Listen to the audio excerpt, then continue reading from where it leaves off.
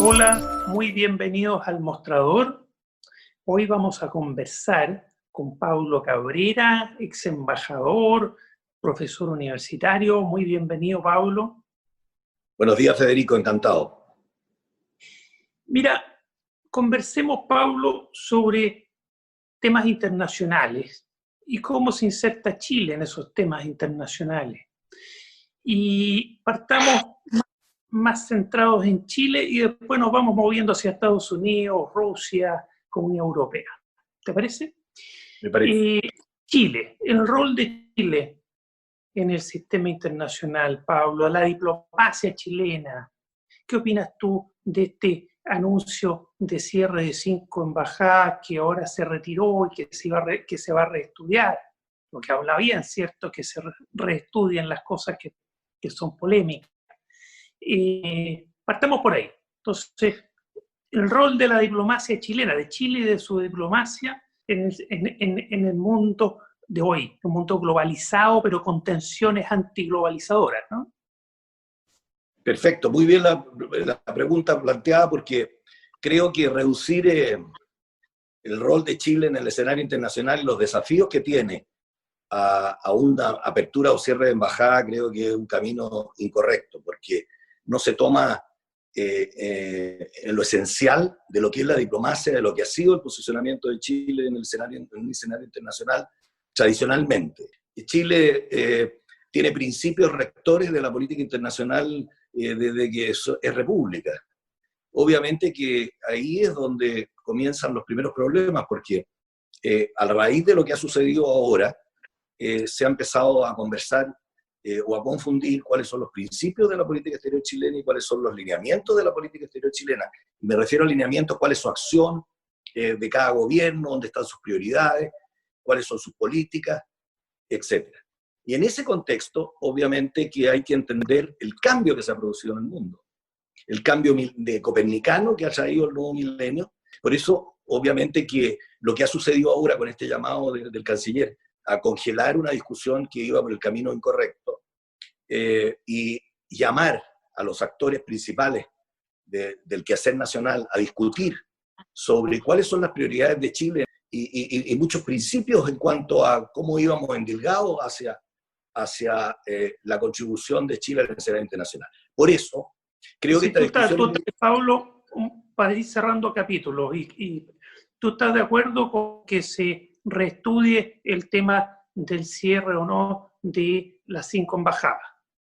No, es que yo me niego a hablar de eso porque estoy de acuerdo en lo que han propuesto, que se discuta un nuevo posicionamiento de Chile o se reflexione sobre el posicionamiento de Chile en este escenario. Pero o sea, entre tanto, para que discutamos las prioridades, las embajadas son parte de las prioridades. Eso es lo que podríamos discutir. Pero me parece bien que la discusión se había tomado malamente y yo creo que es bueno que se haya congelado, por lo menos hasta que haya una discusión nacional sobre este tema, pero no la discusión basada en las embajadas, sino que la discusión basada más en el posicionamiento de Chile, con su fortaleza y su debilidad. Perfecto. Para ti, el cierre de embajadas en determinados países, sean cuales sean, para asignar recursos a otros países, ¿no es un agravio al país donde se cierra la embajada? No, yo tuve más de 40 años de carrera diplomática y habré participado en 10 emprendimientos o 15 emprendimientos de programas específicos sobre cierres, apertura de embajadas, consulados, etcétera, de acuerdo a las prioridades y a los recursos que se contaban en el país. O sea, esto no es nuevo. Obviamente Perfecto. Que a lo mejor ha sido mal presentado. Perfecto. Cerremos ese paréntesis para que sigamos sobre el rol de Chile como país de porte medio y su diplomacia en este mundo que ha cambiado tanto, ¿cierto? Y bueno, que con la pandemia, con la pandemia se está pegando también un remesón profundo. Hace muy poco tiempo atrás y hoy día incluso hay algunas autoridades que hablan de país chico. Lo que pasa es que tenemos una economía chica en comparación a otras economías en el mundo, porque tenemos 19 millones de habitantes. Pero en términos territoriales, latinoamericanos a lo mejor somos también más pequeños, pero en términos territoriales mundiales somos un país de porte medio y que somos más grandes territorialmente que muchas repúblicas europeas. Entonces eso ya le da una connotación al país. Porque hoy día el tema del territorio y la ubicación geoestratégica es un tema tremendamente importante que tiene que estar en comparación, en directa proporción con las capacidades que tiene el país para enfrentar sus prioridades en política exterior y su inserción en este escenario internacional. Además, Chile ha sido un país que ha apoyado ciertamente el derecho internacional. Yo creo que el derecho internacional es el amigo también de los más débiles, de los más pequeños y de los medianos, en un mundo tan asimétrico y tan diferenciado, ¿no? Entonces hay que repensar hoy día en un mundo que ha cambiado en la manera de relacionarse, que ha habido un cambio paradigmático en la manera de relacionarse a través de la digitalización, que ha también afectado al Atlas mundial, ¿no es cierto? Entonces ha cambiado no solo la manera de relacionarse, sino que la manera de comportarse, las expectativas y la manera y los procedimientos y los mecanismos de la diplomacia y también de la gobernanza. Hoy día se habla de gobernanza a veces sin hacer la diferencia con lo que es gobernabilidad, ¿no? Gobernabilidad era darle gobernabilidad a la relación entre los estados. Y eso fue tradicionalmente la política exterior de Chile hasta el término de la Guerra Fría, que era los actores centrales eran los estados, los recursos naturales, o sea, la soberanía de los estados, los temas diplomáticos eran por los recursos naturales y la integración física entre las personas. Y esto fue ido cambiando y puso a la persona en el centro de la actividad, lo cual ya cambia la aproximación de la política exterior por el hecho de ser. Y hoy día son, además de la persona, además de los estados, son los ciberciudadanos, o sea, los cibernautas.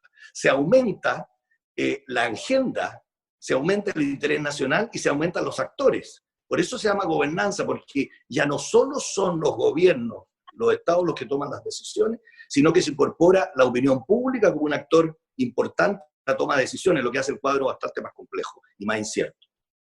Entonces eso también afecta a todas las instituciones intermediarias, tradicionales.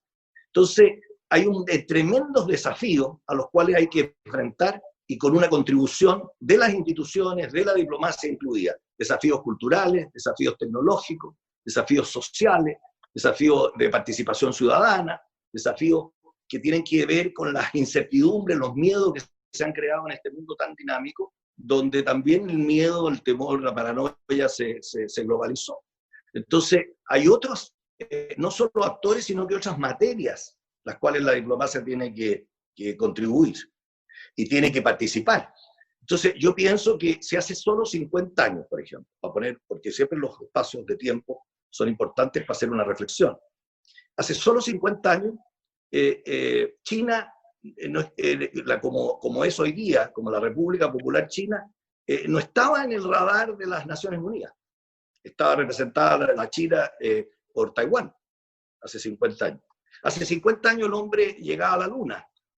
Habían adelantos tecnológicos y creíamos que el mundo hoy día iba a ser un mundo mucho más en paz, un mundo mucho más armónico. Pero resultó lo contrario. Y resultó lo contrario porque los desafíos son diferentes, los actores son muchos más. Y obviamente que los desafíos tecnológicos siempre traen olas disruptivas. Podemos ver lo que sucedió, ¿no es cierto?, cuando se descubrió la pólvora, cuando después la imprenta, después la máquina a vapor y ahora el Internet. Esto es una revolución copernicana con el Internet que hace que incluso el multilateralismo hoy día sea más bien un multipolarismo. Deberíamos hablar más bien de mirar a un multipolarismo más que a un multilateralismo. Eso lo podemos desarrollar de acuerdo a lo que está sucediendo con las grandes potencias. Entonces, oye, Pablo, a propósito de eso, antes de ver quiénes son los actores, tenemos el tema del rol de Chile en esta política internacional que estás describiendo someramente. ¿Cuál es el que la diplomacia chilena, Chile y su diplomacia tienen específicamente, si la pudieras resumir en 2 palabras? Bueno, nosotros, los principios rectores de la política exterior chilena son la independencia, primero que todo. No depender a ningún bloque, actuar independientemente. No interferir en los asuntos internos de otros estados, que es bien difícil la globalización, porque todo hoy día bastante más porosas, incluso en algunos temas que son universales, ¿no? Que tiene que, de alguna manera, uno, aunque quiera no interferir, interfiere. Entonces, respeto a los tratados internacionales, obviamente, el respeto al derecho internacional y a los principios y de la Carta de Naciones Unidas, o sea, la cooperación internacional es una cosa señera. y ojalá la solidaridad internacional, que sí ha estado como principio, pero que a veces tiene algunas dificultades. Entonces, yo creo que tenemos que centrarnos en una mirada de futuro y de tensión que existe en el mundo a raíz de, por una mirada de futuro, o sea, hacer una composición o una comprensión del acervo, del patrimonio intangible y tangible diplomático con la dinámica globalizadora, que pone nuevos desafíos. O sea, ahí tiene que ver el despliegue y la presencia de Chile. En diferentes etapas en el mundo, los temas son más o menos los mismos, pero la acción para enfrentarlo es más o menos diferente. ¿No es cierto?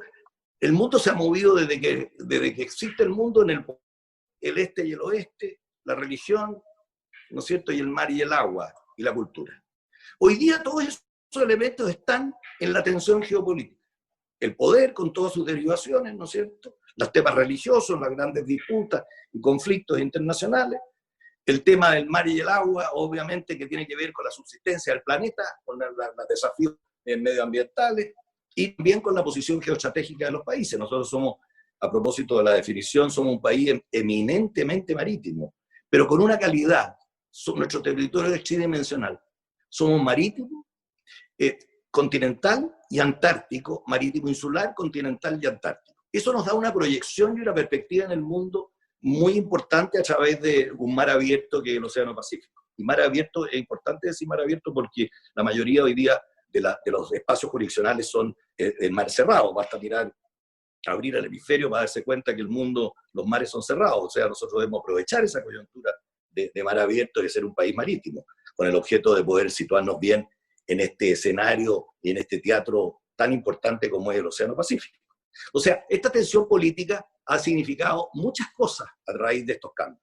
Primero, un balance en el poder, que eso sí es una discusión permanente, pero obviamente que ha abierto una suerte de nueva Guerra Fría, o esboza una suerte de Guerra Fría cuando habíamos creído que ya teníamos el fin de la historia y que teníamos el mundo unipolar y en paz. Y obviamente que al esbozar esa nueva, nos lleva a nosotros a estar involucrados en el medio, y si me permite la expresión, tironeados frente a esta discusión que tiene que ver con adelantos tecnológicos, tiene que ver con recursos, con los recursos del mar, tiene que ver con el cambio climático, tiene que ver con la pertenencia nuestra a las organizaciones internacionales, tiene que ver con nuestra relación con los actores globales, tiene que ver con el liderazgo, tiene que ver con la decisión de si queremos ser comparsa, si queremos ser actores, si queremos acompañar emprendimiento o qué queremos. Por eso, a mí me parece esta discusión, sin herir a nadie y sin tomar, la diplomacia tiene que tomar un poco distancia de la contingencia y también tiene que tratar de liberarse de la carga burocrática. Lamentablemente, la diplomacia chilena ha estado muy cercana a la contingencia muchas veces y con mucha carga burocrática. Y yo creo que si queremos innovar, que es la declaración que hacemos nosotros los chilenos desde hace mucho tiempo, y queremos implementar la diplomacia ciudadana, tenemos que salir a las periferias, y no solo a las periferias sociales o a las periferias territoriales, tenemos que salir a las periferias del hombre integral, del hombre de esa ecuación mundo, planeta, hombre, naturaleza, hombre, el hombre integral. Y yo creo que por ahí esta tensión geopolítica es importante analizarla de la perspectiva de la política exterior. Nos queda poco tiempo, entonces vámonos ahora, ya que tú usaste un concepto que me gustó mucho, el multipolarismo, más que el multilateralismo. Vámonos a los polos. ¿Qué está pasando en Estados Unidos brevemente? ¿Qué pasó en Rusia? ¿En China? Ya con eso, oye, una breve visión tuya de lo que está pasando ahí. Bueno, en Estados Unidos vienen elecciones, ni más ni menos, que va a definir bastante de lo que es el mundo multilateral. Partamos por Estados Unidos, sigamos por Rusia, que acaba de tener un referéndum, un plebiscito también muy importante, y China, bueno, que es un actor permanentemente importante. Por favor, una breve pincelada de los tres actores. Dejamos a la Unión Europea para otro capítulo, para otra conversación, porque no vamos a alcanzar. Y claro, y tiene importancia en todo caso. Pero bueno, pues situémoslo en un ambiente de de cooperación o de competencia. Yo creo que ese es un tema tremendamente importante también hoy día, que la diplomacia no puede escapar. ¿Dónde está la competencia? ¿Dónde está la cooperación? O sea, estamos en un mundo muy competitivo hoy día. Entonces, hoy día hay una falta o una reducción en el tema del liderazgo. Y yo creo que el liderazgo ha significado que los dos países que tendían a ser los más importantes no son capaces de cubrir, sea porque no quieren o sea porque no son capaces de cubrir todos los desafíos globales que existen hoy día a nivel de las fronteras, las no fronteras globalizadas. Entonces, todos esos desafíos se requieren de apoyos, de apoyos. Y aquí está la importancia de las potencias medias, está la importancia de las áreas de influencia que ya creíamos también que se habían terminado, que se crearon de nuevo. Y ahí está un mundo que algunos lo caminan hacia el G2, que es Estados Unidos y China, o a un mundo multipolar de las áreas de influencia, sea presidido por los Estados Unidos, sea presidido por China, sea presidido por un grupo de países, que en ese caso podría ser la Unión Europea. Ahí entra entonces las potencias medias que están tratando de tener influencia en el escenario internacional, y los más pequeños que somos nosotros, que tenemos que luchar para mantenerlo en la semiperiferia y no volver a la periferia. ¿Y cuáles son las estas intermedias? Son Israel, Irán, Corea del Sur, ¿no es cierto?, Japón, y otras. Pero mira, pero como no vamos a alcanzar a hablar de todo eso, Estados Unidos, breve pincelazo sobre tu visión de lo que está pasando hoy día en Estados Unidos y sus repercusiones para el resto de los países, entre otros Chile. Lo mismo con Rusia y brevemente con China. Bueno, nosotros tradicionalmente, América Latina ha estado bajo la influencia bajo las áreas de influencia de los Estados Unidos principalmente. Y hoy día podemos ver que cómo todo ese andamiaje institucional al cual Estados Unidos fue uno de los participantes más activos para construir, de alguna manera lo está destruyendo, o lo está neutralizando. Entonces, obviamente que ese liderazgo de los Estados Unidos se ve muy diluido, muy desdibujado. Y ahí donde nosotros como América Latina... Ahí había una decisión del presidente Trump de hacerlo, por eso, de desdibujar. Ese es el cambio de escenario, por eso no podemos con paradigmas antiguos, con la retropia, buscando lo que nos acomodaba antes, decir que cuál es nuestra participación en el escenario internacional.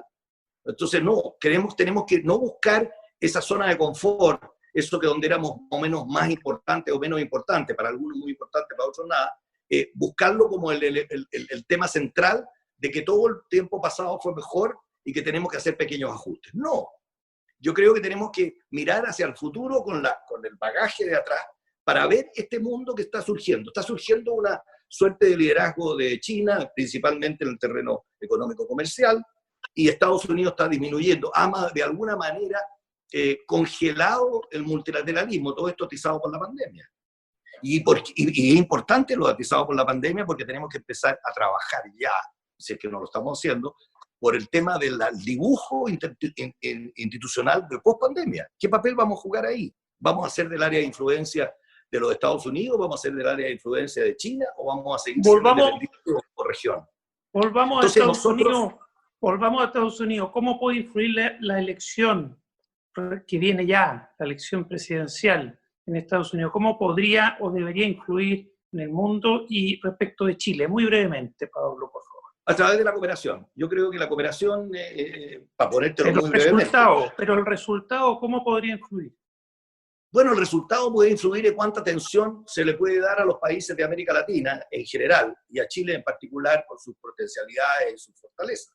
Pero yo creo que a través de los programas, hay muchos programas congelados, hay programas en el Ministerio de Defensa, hay programas en ciencia y tecnología, hay programas de inversión y desarrollo, hay programas de los organismos multilaterales. O sea, obviamente que una reelección del presidente actual va a significar un ahondamiento en el congelamiento del multilateralismo. El America First, obviamente, que resiente la participación de los organismos internacionales, porque ahí está un elemento muy importante que tú no lo hemos tocado al hablar también de la diplomacia, que son los recursos. ¿Qué recursos tienen para poder satisfacer las expectativas que uno tiene y las prioridades que uno tiene? Y en los organismos internacionales, la participación de Estados Unidos en materia de recursos es inmensa. O sea, la proporción de los recursos del aporte de Estados Unidos al sistema de Naciones Unidas es inigualable con cualquier otro país. Entonces, obviamente que tenemos que pensar que los Estados Unidos sigue siendo un factor importante. Otra cosa es depender de las decisiones o someterse a sus decisiones. Ya, pero por lo que tú dices, si hay una reelección del actual presidente, no debiera haber grandes cambios, debiera ir debilitándose el multilateralismo. Si hay cambio de presidente, probablemente el nuevo presidente tendría una política distinta y eso va a afectar al mundo en general. ¿Estoy bien? Por cierto, lógico, la agenda se puede enfatizar algunos elementos que están ahí congelados y otros elementos se pueden, obviamente, que recuperar. Porque hay muchos elementos que iban camino en el multilateralismo, a veces, a pesar de los detractores, que podían ser un mundo mejor, ¿no es cierto? Un mundo de la comunidad, de la felicidad, como diría Kant, ¿no es cierto? El mundo de la paz perpetua. O sea, ese es el fundamento y el fondo de los organismos internacionales. Pero hay actores importantes que los mueven, las motivaciones. Por eso las utopías a veces son importantes. Vámonos a otro actor brevemente, Rusia, que pasó de ser uno de los dos grandes actores, pasó a ser un actor más relevante, pero un actor más. ¿Cómo ves tú lo que está ocurriendo en Rusia hoy? Bueno, hay una consolidación del poder. Lo de Rusia, la simbología en Rusia es tremendamente importante. Y Rusia, con el objeto de mantener su impronta de primera potencia, que la perdió y se transformó en una potencia regional, obviamente que este acto constitucional, de reforma constitucional, este referéndum que terminó ayer y que ganó por amplia mayoría, obviamente que se inserta en eso. Se inserta en la consolidación del poder de una Rusia unida, con todos los elementos que incluye la reforma de la Constitución, es para mostrar justamente que Rusia todavía tiene algo que tiene esa impronta de poder decidir e influir en la agenda mundial. Es una impronta de consolidar el poder de la unidad rusa, la religión rusa, el lenguaje ruso, el territorio ruso, en un mundo que cuando era potencia era multiestado, multifacético, y que obviamente ha puesto incluso limitaciones del ejercicio del poder en la nacionalidad de los últimos, que para ser presidente o miembro presidente de uno de los poderes del Estado, tiene que haber tenido por lo menos 25 años la nacionalidad rusa, que todavía no se cumple desde que nació la Federación Rusa. Entonces, obviamente que es una simbología y una intención para consolidar no solo el poder del presidente Putin, sino a lo mejor no puede no ser candidato, ahí es muy difícil que hayan alternativas, sino que el consolidar el poder de la institucionalidad actual a través del Consejo de Estado, por ejemplo. O sea, si Putin, la situación ameritara que no fuera candidato, él podría pasar inmediatamente al Consejo de Estado. Un dato, Federico, el referéndum de Rusia se convocó aparte de lo que establece la Constitución rusa actual, o sea, con un poder administrativo y un poder y sin observadores internacionales. O sea, aquí hay una clara simbología de lo que quiere hacer Rusia en este mundo tan desordenado y en este mundo multipolar. Quiere mantener sus órbitas de influencia en diferentes partes y quiere hacerlo a través de un poder fuerte, un poder central. Y esto es muy importante, lo del poder central, porque aquí nosotros es todo lo contrario a la tendencia. La tendencia del poder central y el poder local es tremendamente importante. Por eso la diplomacia tiene que empezar a mirar no solo la centralidad del poder, sino que también lo que son los estados considerados de norte a sur, de este a oeste, también los poderes locales. Ya vimos brevemente o someramente Rusia, donde tú por lo demás fuiste embajador de Chile allá. Vámonos a otro país donde fuiste embajador, en China, y con eso terminamos porque ya estamos fuera de tiempo. Una breve pincelada de la China post-pandemia según como actor del mundo y cómo se inserta Chile ahí. Mira, de hecho, si seguimos hablando de los temas de simbología, obviamente que China, ese estado no hegemónico, hoy día se empieza a poner en duda. Se empieza a poner en duda por los cambios también que van en la línea de lo que fue el cambio que quiere imprimir Putin en Rusia, con quitar desde el establecimiento institucional la reelección solo por 2 periodos del presidente. Yo creo que hoy día en China, gobierna la escuela legalista. Y hasta el presidente anterior, la escuela confucionista, de la armonía. Estar bien con todo, mantenerse la impronta de ser el imperio central del mundo, estar en el centro del mundo. Eso tiene mucha simbología hoy día, pero cuando se habla de la escuela realista o de la escuela que implementan hoy día es un poco el salto adelante en la consolidación del poder. Es lo que el año 49 hizo Mao Zedong. O sea, desde Mao Zedong que no había alguien que tenía establecimiento de una figura única, también bajo la égida de lo que fue el imperio. Entonces, el alumbramiento de la cara oscura de la luna significa la emergencia de China en el escenario internacional, que estuvo por muchos años siendo un país en vías de desarrollo y no alineado. También este mundo del alumbramiento de la cara oscura de la luna y el mundo de los cambios del este del oeste, de todo lo que yo te decía, las derivaciones del poder, también ha significado que se haya aplanado la zanja islámica. Siempre en el mundo existió la zanja islámica para separar el oriente de occidente, más allá de la línea de Heródoto, ¿no? Pero obviamente que la zanja islámica hoy día tiene alguna participación. Por eso a mí me gustaba decir, cuando en la Academia Diplomática, y si me permite decirlo, que la historia universal se ha escrito mucho con los criterios nuestros. Si podríamos decir que si hay 20 capítulos en un libro de historia universal, de la historia de la humanidad, obviamente que 16 capítulos son sobre Occidente, 2 sobre el Oriente, 1 sobre el Islam y otro sobre el mundo islámico. Y eso ha cambiado. Hay nuevos actores, hay nuevas culturas, hay nuevas prioridades. Y por eso quiero decirte que como hacerme cargo de algo, sé que estoy pasado el tiempo, pero me gustaría hacerme cargo de algo. Desde cuando yo fui director de la Academia Diplomática de Chile, Andrés Bello, desde el año 2010 al 2014. Y en el año 2010 al 2014 implementamos un programa que significaba enfrentar este cambio de paradigma, enfrentar este desafío a través de la incorporación de las universidades, proyectos de universidades de la Academia Diplomática, tomar el tema de la digitalización y tomar el tema de la amplitud de profesores y quienes podían ejercer en los seminarios. Prácticamente esto se dejó sin efecto 4 años después. Entonces, hoy día esta discusión centrada en abrir o cerrar embajadas, a mí me parece un poquitito fuera de forma y fuera de foco, porque creo que nosotros, la diplomacia, ha estado pensando en esto hace mucho tiempo. Otra cosa es quiénes son los actores de la diplomacia chilena. Y normalmente, si tú ves los panoramas, los diplomáticos, por eso yo te agradezco, y por mi formación, yo hoy día soy una persona que no estoy salvo en el Consejo Asesor de Política Exterior, soy una persona que ha participado en muchas instancias y en muchos emprendimientos internacionales. Y tú te habrás dado cuenta que los diplomáticos son pocas veces que tienen esta oportunidad de expresarse sobre el valor de la diplomacia, el desafío que tiene el mundo y cómo estamos viviendo eso y cuáles son las prioridades que tenemos que enfrentar. Por eso, ojalá esto que ha llamado el ministro y que a través y se ha discutido tanto, incorpore a parlamentarios que son los que tienen que conocer esto profundamente y tienen que avalar los presupuestos anuales de la Cancillería. Hoy día ya no solo tenemos los temas los temas del Estado, los temas de la soberanía del Estado, tenemos incluso el desafío de la ciberseguridad. Y el desafío de la ciberseguridad requiere recursos, requiere personal capacitado. Eso es muy importante y da para hoy un capítulo completo, así que lo vamos a dejar para seguir. Lo vamos a dejar para Diplomacia 2. Eso, Paulo Cabrera, muchas gracias por esta conversación.